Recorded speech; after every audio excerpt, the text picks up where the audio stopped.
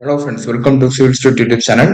நம்ம இந்த வீடியோவில் பார்த்தீங்கன்னா current affairs, weekly current affairs, அதாவது டிசம்பர் 30லேருந்து ஜனவரி 5 2024 வரைக்கும் இந்த வீக்கான கரண்ட் அஃபேர்ஸ் வந்து பார்க்க போகிறோம். So last week current affairs பார்க்காதவங்க யூடியூப் சிவில் ஸ்டூட் யூடியூப்ல பிளேலிஸ்ட்ல போய் வீக்லி கரண்ட் அஃபேர்ஸ் சொல்லிட்டு அதில் இருக்கும், அதில் வந்து பார்த்துக்கோங்க. ஓகே, ஸோ இன்னைக்கு ஃபர்ஸ்ட் கரண்ட் அஃபேர்ஸ் பார்த்தீங்கன்னா பிஎஸ்எல்வி C58 ராக்கெட். ஓகே, என்ன இது இது கரண்ட் அஃபேர்ஸ் பார்த்தீங்கன்னா எக்ஸ்போசாட் அப்படின்னு சொல்லக்கூடிய ஒரு செயற்கைக்கோளை வந்து பிஎஸ்எல்வி C58 ராக்கெட் மூலமா இஸ்ரோ வந்து என்ன பண்ணியிருக்காங்க, விண்ணில வந்து ஏவி இருக்காங்க. எங்க இருந்துன்னா ஸ்ரீஹரிகோட்டா, ஆந்திர மாநிலம் ஸ்ரீஹரிகோட்டால இருந்து எக்ஸ்போசாட் செயற்கைக்கோளை பிஎஸ்எல்வி C58 ராக்கெட் யூஸ் பண்ணி ஏவி இருக்காங்க. ஓகே, ஸோ இந்த எக்ஸ்போசாட் செயற்கைக்குள்ள பொருத்தப்பட்ட சாதனங்கள் எதுன்னு பார்த்தீங்கன்னா போலிக்ஸ் அண்ட் எக்ஸ்பெக்ட் அப்படின்னு சொல்றாங்க. போலிக்ஸ் அப்படின்னா எக்ஸ்ரே பொலரோமீட்டர் அப்படின்னு சொல்றாங்க.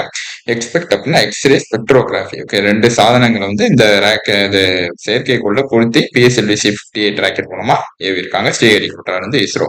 ஸோ இந்த பொருத்தப்பட்ட சாதனங்கள் என்ன செய்யும் பார்த்தீங்கன்னா விண்வெளியில் பரவும் ஊடுகதிர்கள். அப்போ ஊடுகதிரில் எக்ஸ்ரேன்னு சொல்லுவோம். ஓகே, எக்ஸ்ரே ஊடுகதிர்கள்னா எக்ஸ்ரே. அந்த எக்ஸ்ரேவை துருவ அளவு மற்றும் கோலத்தை அளவிடும். எக்ஸ்ரேவோட துருவ அளவு மற்றும் கோலத்தை வந்து அளவிடுறதா அந்த எக்ஸ்போசாட் செயற்கைக்குள் வந்து வேலை செய்யுதுன்னு சொல்றாங்க. அதுக்கப்புறம் என்ன பண்ணுவோம் அப்படின்னா நியூட்ரான் நட்சத்திரத்திலிருந்து வெளிப்படும் கதிரியக்கம் கருந்துளை வாயுக்கள் திரள். ஓகே, பிளாக் ஹோல்ஸ் அப்படின்னு சொல்லுவோம். பிளாக் ஹோல்ஸ், கருந்துளைனா பிளாக் ஹோல்ஸ் அப்படின்னு சொல்லுவோம். Okay, black holes. அது வந்து வாயுக்களின் திறன் உள்ளிட்ட அம்சங்களை ஆய்வு செய்வதுதான் இந்த எக்ஸ்போசாட் செயற்கைக்கோள் அப்படின்னு சொல்றோம். அப்ப எக்ஸ்போசாட்ன்றது எக்ஸ்ரே பொலாரிமீட்டர் சேட்டலைட். எக்ஸ்ரேவோட துருவ அளவு மற்றும் கோலத்தை அளவிடுறது மற்றும் நியூட்ரான் நட்சத்திரங்களிலிருந்து வெளிப்படும் கதிரியக்கம் கருந்துளை வாயுக்களின் திறன் ஆகிய அம்சங்களை அறிவது. ஸோ இதுதான் எக்ஸ்போசாட். ராக்கெட் பார்த்தோங்க பிஎஸ்எல்வி C58 ராக்கெட். அடுத்து ரேம்ப் ப்ரோக்ராம். ரேம்ப் அப்படின்னா raising and accelerating MSME productivity. MSME அப்படின்னா சிறு குறு தொழில். ஓகே, சிறு குறு தொழில் அந்த அவங்கள வந்து என்ன பண்றது, ரைஸ் பண்றதா இந்த ரேம்ப் ப்ரோக்ராம்ல முக்கியமான ஒரு எய்ம். ஓகே, நோக்கம். இந்த ரேம்ப் ப்ரோக்ராம்ல 3 சப்ஸ்கீம் வந்து லான்ச் பண்ணிருக்கேன். என்னன்னு பாத்தீங்கன்னா MSME, MSC gift scheme, MSC spice scheme அப்படின்னு. ஓகே, கிஃப்ட் அப்படின்னா green investment financing for transformation scheme அப்படின்னு சொல்றாங்க. ஸ்பைஸ் அப்படின்னா scheme for promotion investment in circular எக்கனாமின்னு சொல்லுது.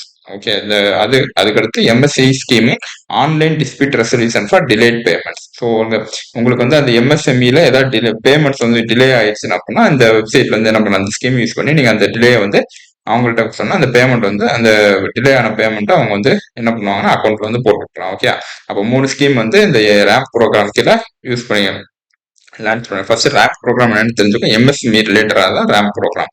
Okay, MSME gift scheme, MSC spice scheme and MSC online dispute resolution for delay payments 3 scheme வந்து launch பண்ணிக்கலாம். Okay, அடுத்து அறிஞர் அண்ணா தலைமைத்துவ விருது அப்படின்னு சொல்லிட்டு ஒரு விருது வந்து கொடுத்துருக்காங்க. எதுக்குன்னு பாத்தீங்கன்னா கல்வி விளையாட்டு மாணவர் மேம்பாடு, பள்ளி கட்டமைப்பு, பள்ளி மேலாண்மை குழுவின் செயல்பாடு, இல்லம் தேடி கல்வி திட்டம் என அரசின் திட்டங்களை அனைத்தும் சிறப்பாக செயல்படுத்தும் தலைமை ஆசிரியர்களுக்கு வழங்கப்படுவது அந்த அறிஞர் அண்ணா தலைமைத்துவ விருது. ஓகே, இந்த தலைமை அப்படின்னு தலைமை ஆசிரியர் நான் வச்சுக்கோங்க. ஓகே, அறிஞர் அண்ணா. ஸோ அறிஞர் அண்ணா தலைமைத்துவ விருது எதுக்கு கொடுத்துருக்காங்க, சிறந்த தலைமை ஆசிரியர் கொடுக்கறது இந்த அறிஞர் அண்ணா தலைமைத்துவ. அடுத்து இந்தியா 2023.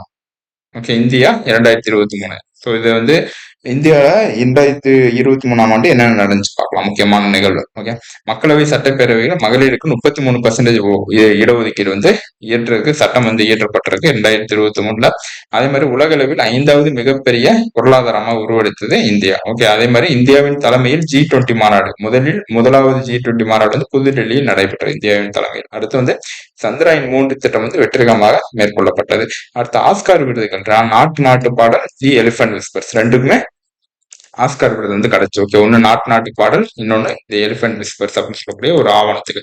அடுத்து உலக புத்தாக்க குறியீடுல 40வது இடம், இந்தியா வந்து 40வது இடம் வந்து வகிச்சிச்சு. அதே மாதிரி 2023 சர்வதேச சிறுதானிய ஆண்டை வந்து அறிவிச்சாங்க. 2023 சர்வதேச சிறுதானிய ஆண்டை வந்து அறிவிச்சாங்க. ஓகே, இதுதான் 2023ஆம் ஆண்டு இந்தியாவில் நடந்த முக்கியமான நிகழ்வுகள். ஓகே, அடுத்து சைபர் ஸ்வச்ச கேந்திரா. சைபர் ஸ்வச்ச கேந்திரா சொல்லிட்டு ஒரு வெப்சைட் வந்து லான்ச் பண்ணியிருக்காங்க.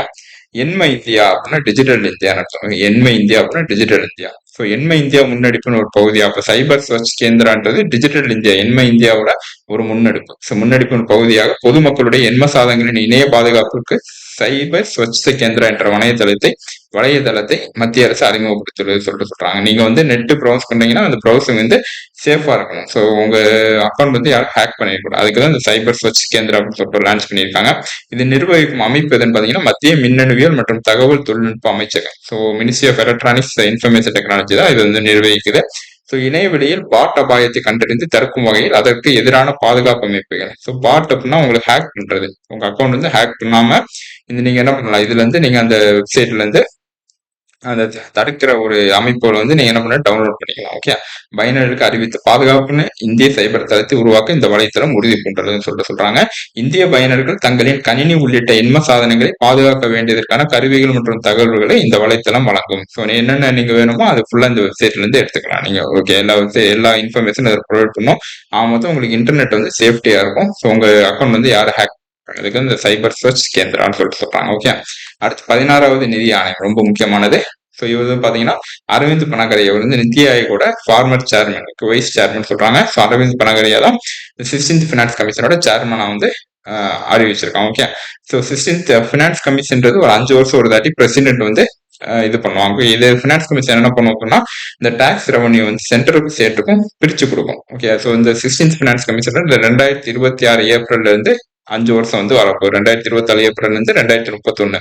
ஓகே, 2031 வரைக்கும் இந்த 16வது நிதி ஆணையம் வந்து இருக்க போது ஃபினான்ஸ் கமிஷன்றது 5 வருஷம் ஒரு தாட்டி பிரசிடென்ட் வந்து அப்ரூவ் பண்ணுவார். ஆர்டிகல் 281 280 கிளாஸ் 1 280 கீழே இந்த ஆர்டிகல் ரொம்ப முக்கியம், அடிக்கடி கேட்பாங்க. அதே மாதிரி அக்டோபர் 2025 தான் deadline set for commission to submit it's recommendation.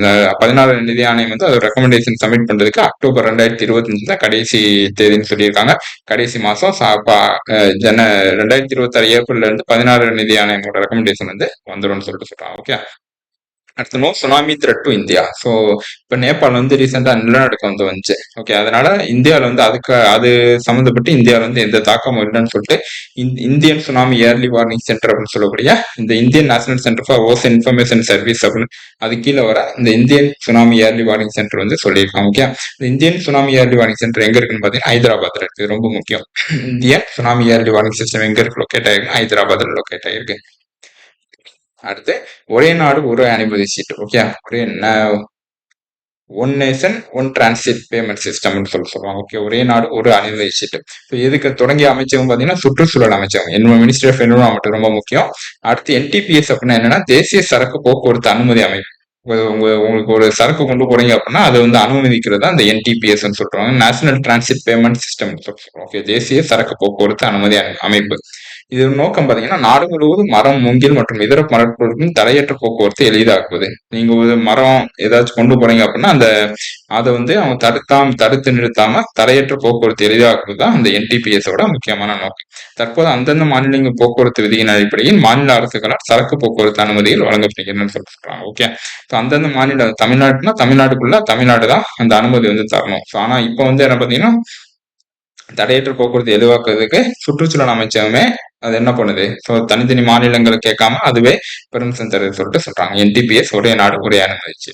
So BRICS expansion, பிரிக்ஸ்னா Brazil, Russia, India, China, South Africa. இப்போ ரீசெண்டா பிரிக்ஸ் வந்து சவுத் ஆப்பிரிக்கா நடந்துச்சு. அப்ப என்ன சொன்னாங்க அப்படின்னா பிரிக்ஸோட சேர்ந்து ஒரு இந்த கண்ட்ரி வந்து சேர போறாங்கன்னு சொல்லிட்டு சொன்னாங்க. ஓகே, எந்த centre Saudi Arabia, Argentina, Egypt, Ethiopia, Iran, UAE. இப்ப என்ன பண்ணிட்டாங்க அப்படின்னா அர்ஜென்டினா வந்து வெளியே போறதா அப்படின்னு சொல்லிட்டு அறிவிச்சுட்டாங்க. அர்ஜென்டினா நாங்க வெளியே போறோம் அப்படின்னு சொல்லிட்டு அறிவிச்சுட்டாங்க. அப்ப பிரிக்ஸ்ல வந்து அர்ஜென்டினா வெளியே போகுது. மிச்சம் இருக்கிற நாடு Brazil, Russia, India, China, South Africa. இது ஏற்கனவே இருந்த நாடு. இது இப்போ வந்து Saudi Arabia, Egypt, Ethiopia, Iran, UAE. இது வந்து இப்ப இருக்கிற நாடு. அர்ஜென்டினா இல்லை. ஓகே, ஸோ இது நான் வச்சுக்கோங்க. அடுத்து சுகன்யா சமிருதி யோஜனா ஸ்கீம். ஸோ இதுல வந்து பாத்தீங்கன்னா 88.2% இன்ட்ரெஸ்ட் வந்து கூட்டியிருக்காங்க. இப்போ எலெக்ஷன் வரதை பொறுத்து சுகன்யா சமிருதி யோஜனா கீழே நீங்க டெபாசிட் பண்ணீங்க அப்படின்னா உங்களுக்கு இன்ட்ரெஸ்ட் எவ்வளவு வரும். முன்னாடி வந்து 8% இருந்துச்சு, இப்போ வந்து 8.2%, 8.2% வந்து வட்டி வந்து தராங்க. ஓகே, சுகன்யா சமிருதி யோஜனா அப்படின்னு என்னன்னு பாத்தீங்கன்னா 2015 ஸ்டார்ட் பண்ணாங்க. இதோட நோக்கம் பாத்தீங்கன்னா to ensure equitable share to girl child. அதாவது பெண் குழந்தைகளுக்கு வந்து இன்சூரன்ஸ் போடுவாங்க. இப்போ பெண் குழந்தைகளுக்கு வந்து அக்கௌண்ட் ஓபன் பண்ணி அவங்க பேர்ல வந்து பணம் போட்டு அதுல இருந்து வட்டி வராது. இதோட நோக்கம் சுகன்யா சமிருதி யோஜனாவோட நோக்கம். Small deposit scheme for girl child. இது வந்து ஒரு சிறு சேமிப்பு. ஓகே, பெண் குழந்தைகளுக்கான சிறு சேமிப்பு லான்ச் சென்டர் பேட்டி பாதோ இனிஷியேட்டிவ் பேட்டி பாதோ ப்ரோக்ராம் கீழே லான்ச் பண்ணதா இந்த Sukanya Samriddhi Yojana. Offers high interest rate exclusively to girls below 10 years. 10 வயசுக்கு உட்பட்டது. ஓகே, இது வந்து பார்த்துக்கோங்க. 10 வயசுக்கு உள்ள இருக்கிற கேர்ள்ஸ் சைல்டு தான் இந்த ஸ்கீமுக்கு வந்து என்ன பண்ணணும், எலிஜிபிள். ஓகே, அப்ப இது எல்லாமே முக்கியம். ஓகே, அடுத்து GSAT-20 சேட்டலைட். எப்படி இந்த எக்ஸ்போ சேட்டலைட் பார்த்தோமோ அதே மாதிரி GSAT-20 சேட்டலைட் வந்து என்ன சொல்லியிருக்காங்க பார்த்தீங்கன்னா, நியூ ஸ்பேஸ் இந்தியா லிமிடெட் அப்படின்னு சொல்லக்கூடிய ஒரு ஆர்கனைசேஷன், இதோட இஸ்ரோவோட கமர்ஷியல் ஆர்ம் சொல்லிருக்கு. இஸ்ரோ கீழே வர இதுதான் இந்த new space India limited will launch GSAT-20 renamed GSAT-N2. Okay, space X Falcon 9 rocket space X Falcon 9 rocket use பண்ணி GSAT-20 சேட்டலைட் வந்து பார்த்தீங்கன்னா national new space India limited அப்படின்னு சொல்லக்கூடிய இஸ்ரோ கீழே உள்ள ஆர்கனைசேஷன் வந்து லான்ச் பண்ணும். ஓகே, அப்போ GSAT-20 சேட்டலைட் எந்த ராக்கெட்ல, ஸ்பேஸ் எக்ஸ் ஃபால்கன் ராக்கெட். அடுத்து டெசர்ட் சைக்ளோன். இது வந்து இந்தியாவுக்கு யுஏக்கு நடுவில் யுனைடெட் அரேப் எமிரேட்ஸுக்கு நடுவில் நடக்கிற ஜாயிண்ட் மிலிட்டரி எக்ஸசைஸ் தான் டெசர்ட் சைக்ளோன்.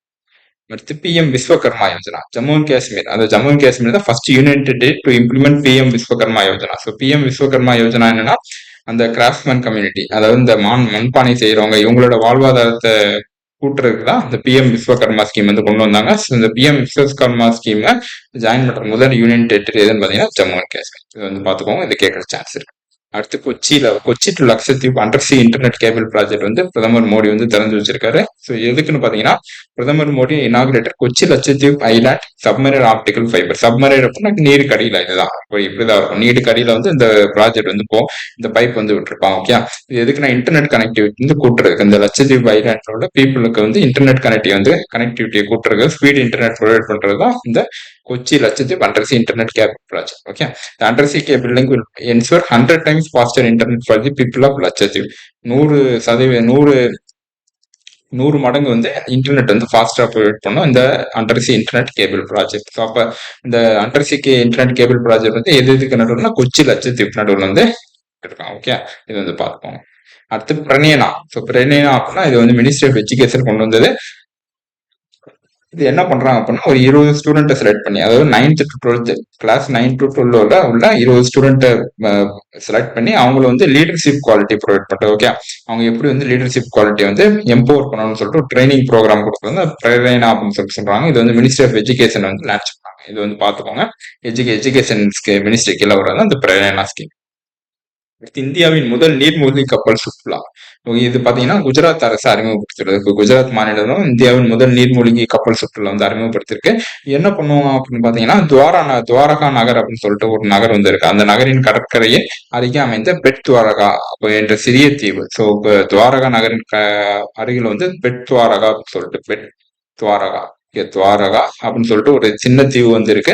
அந்த சின்ன தீவுல என்ன பண்ணாங்க, கடல்வாழ் உயிரினங்களை கடல்வாழ் உயிரினங்களை அந்த தீவு கூட்டு போய் கடல்வாழ் உயிரினங்களை சுத்தி காமிப்பாங்க. ஸோ அதுதான் இந்தியாவின் முதல் நீர்மூழ்கி கப்பல் சுற்றுலா லான்ச் பண்ணது வந்து குஜராத் அரசு. ஓகே, ஒண்ணு இல்ல, பெட்துவாரகா அப்படின்னு சொல்லிட்டு தீவு, அந்த தீவுல நடுவில் சுத்தி காமிப்பாங்க. ஓகே, அந்த இதை கொண்டு போய் உங்களுக்கு வந்து அந்த கடல் வாழ் உயிரினங்கள் வந்து சுத்தி காமிப்பாங்க. நீருக்குள்ளேயே போகும் அந்த கப்பல் வந்து. அதுதான் இந்தியாவின் முதல் நீர்மூழ்கி கப்பல் சுற்றுலா குஜராத் அரசு லான்ச் பண்ணது. ஓகே, அடுத்து 3 Indian cities nominated for wetland city take. So wetland city அப்படின்னு சொல்லிட்டு ஒரு சிட்டியை வந்து இப்போ நாமினேட் பண்ணியிருக்காங்க. 3 இந்தியன் சிட்டி வந்து நாமினேட் பண்ணிருக்காங்க. என்னன்னு பார்த்தீங்கன்னா இண்டோர், போபால், உதய்பூர். ஸோ 3 சிட்டியை நாமினேட் பண்ணியிருக்காங்க. ஸோ இதுல எந்த சிட்டி வந்து வின் பண்றாங்கன்னு சொல்லிட்டு நம்ம அப்கமிங் கரண்ட் அஃபேர்ஸ்ல பார்ப்போம்.